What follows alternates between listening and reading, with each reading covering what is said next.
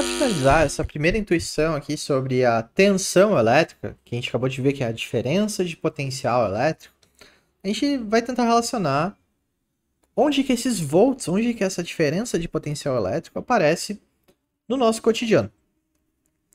Então, quando a gente fala em tensão elétrica ou diferença de potencial elétrico, a gente está falando de fontes de energia elétrica, que vão permitir que corrente seja conduzida entre os terminais dessas fontes quando a gente conecta algum equipamento nessa fonte.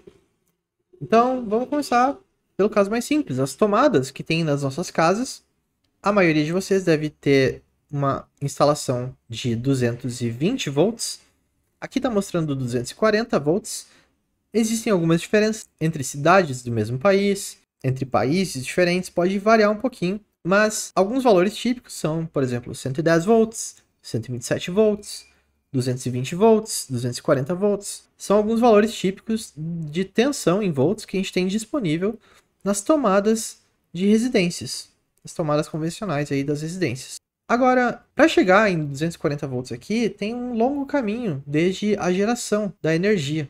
Então, no Brasil, a maior parte da geração de energia elétrica é através de usinas hidrelétricas. E nesses geradores, a tensão elétrica gerada lá é com um potencial muito mais alto. Nesse exemplo aqui, ó, essa usina aqui está gerando com 12 kV, 12.000 volts na saída do gerador. Para transmitir essa energia, a gente vai ver no futuro que a gente não consegue transmitir energia a longas distâncias usando uma tensão muito pequenininha, muito baixa. Para fazer a transmissão desde o gerador até chegar na sua casa, a gente passa por um estágio de transmissão em longa distância, e nesse caso a gente precisa elevar a tensão, e nesse caso aqui está elevando de 12.000 volts para 400.000 volts, através de um transformador, elevador. Então, o equipamento elétrico que faz essa conversão do potencial elétrico menor para o potencial elétrico maior é um transformador elevador. Aí a gente tem a transmissão dessa energia em alta tensão. Então são linhas de transmissão em alta tensão, que vocês estão vendo aqui nessa representação. Quando chega mais próximo das cidades, existem as subestações, que nada mais são do que instalações elétricas ali da empresa que vai fazer a distribuição da energia dentro daquela cidade. E aqui acontece o processo de rebaixamento da tensão. Então, através de um transformador abaixador. Aqui está abaixando de 400.000 volts para 13.000 volts. E nos postes que vocês veem nas ruas de vocês, essa é mais ou menos a tensão que tem ali entre os fios daquele poste de distribuição. Quando chega próximo da casa de vocês, existe mais um transformador abaixador que reduz de 13.000 volts para tensão aí de alimentação da sua residência. Então, veja que ao longo do sistema de geração, transmissão, distribuição, até chegar na instalação residencial, existem vários níveis de tensão em volts aqui que são utilizados por diferentes motivos. Um dos motivos é que a gente não consegue transmitir a longa distância com tensões baixinhas. E o motivo que a gente não chega com a tensão alta na nossa residência é porque a alta tensão ela é extremamente perigosa. Então o risco de choque elétrico, quanto mais próximo você estiver de um terminal de alta tensão, é muito alto.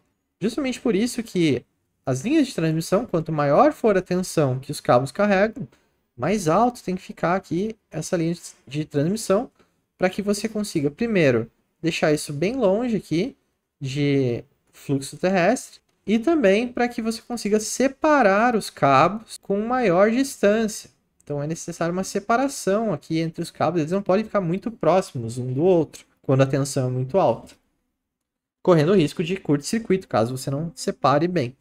Bom, na casa de vocês, a gente tem instalações elétricas de baixa tensão, e ao chegar aqui na residência de vocês, esses 240, 220 volts aqui, a energia vai passar por um medidor, e aí os terminais de tensão elétrica de 240 volts vão ser conectados aos circuitos dessa casa, através de um quadro de distribuição. Então, no quadro de distribuição, vão chegar os condutores de alimentação, e o disjuntor principal aqui vai distribuir entre os circuitos aí de iluminação, cozinha, tomadas da sua residência. Agora, baixando mais ainda a tensão, a gente tem alguns exemplos aqui onde o nível de volts, ou seja, a tensão elétrica das fontes, acaba sendo bem menor.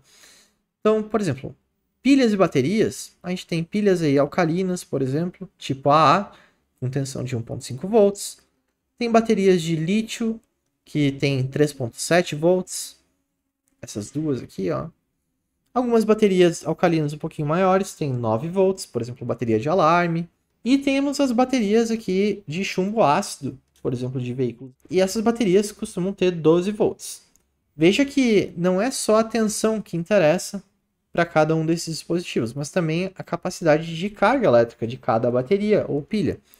Então aqui a gente tem uns exemplos que a gente já viu ali da ordem de 2.500 mAh. Aqui já foi para 3.500 mAh. Essas baterias de 9 volts aqui, pode ser que a carga seja um pouco menor, da ordem de 250 mAh. Então veja, a tensão é mais alta, mas a carga acaba sendo menor, então tem que cuidar bem qual é o tipo de aplicação que vai ser essa bateria. Já as baterias de carro, vejam, não é só a tensão que subiu para 12 volts, também a carga aqui ó, é 18 ampere-hora nessa aqui e nessa outra aqui 5 ampere-hora. Então, ampere-hora para miliampere-hora já é uma mudança razoável, né? Essas aqui era 2,5 ou 3,5 ampere-hora, enquanto essa aqui vai de 5 até 18 ampere-hora. Então, ela vai conseguir suprir aí correntes bem mais altas e por um tempo maior também. Quando a gente vai para tensões menores do que 1 volt, a gente começa a entrar nas escalas de milivolt e microvolt. E existem sinais que trabalham com essa faixa de tensão. Então, por exemplo, circuitos eletrônicos é bastante comum a gente medir, né, e ter até aplicações que funcionam com tensões da ordem de milivolts. Se não na fonte, alguns dispositivos vão estar sujeitos a essa tensão em milivolts. Sensores também, eles costumam converter algumas grandezas físicas para sinais elétricos com escalas de relação na ordem de milivolts. Então a gente tem aqui sensores de som, giroscópios, sensores de temperatura, sensores de gás, sensores de luz.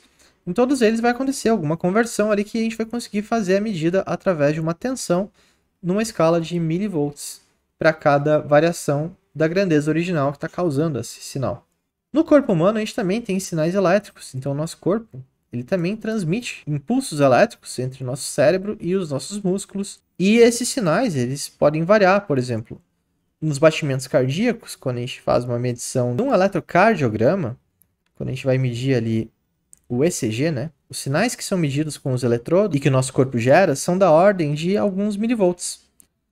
Já no eletroencefalograma, os terminais que a gente coloca ali na cabeça, no cabelo, para medir as atividades cerebrais, eles são da ordem de alguns microvolts. Então, lembra, milivolts são milésimos de 1 volt.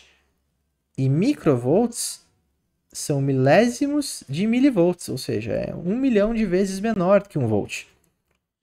Então são sinais aí com amplitude bem pequena e bem sensíveis. Então geralmente nessas aplicações aqui são necessários alguns circuitos eletrônicos que também amplifiquem a tensão para que ela consiga ser visualizada ou medida depois de ser adquirida ali do sinal biológico. Então esses são alguns exemplos de tensão elétrica no nosso cotidiano para a gente saber mais ou menos o que um certo número de volts representa em termos de aplicações aí e fontes também de energia.